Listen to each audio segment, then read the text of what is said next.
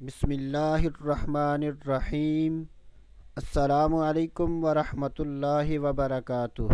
میں ہوں سید عاشق حسین اور آپ دیکھ رہے ہیں اسلامک نالج۔ آج کی اس ویڈیو میں بات کریں گے خواب میں پہاڑ دیکھنا کیسا۔ تو اس کی مختلف صورتیں ہیں۔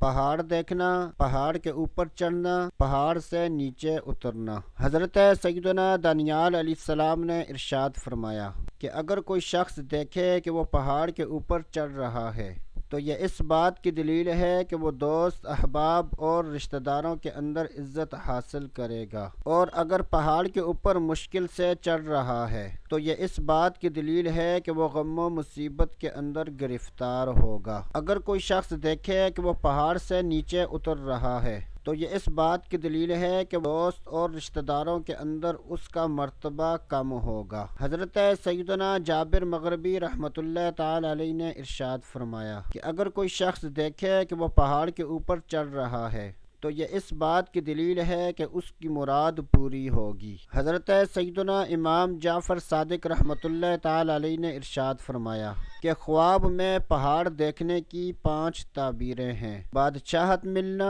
منشی کا کام کرنا، کسی بھی کام میں فتح حاصل کرنا، بلندی حاصل کرنا اور سرداری پانا۔ اللہ عز و جل سے دعا ہے کہ اللہ عز و جل ہمیں اچھے خواب دیکھنے، برے خوابوں سے بچنے کی توفیق عطا فرمائے۔ تو دوستو ابھی کے لیے اتنا ہی، اگلی ویڈیو تک اجازت، اللہ حافظ۔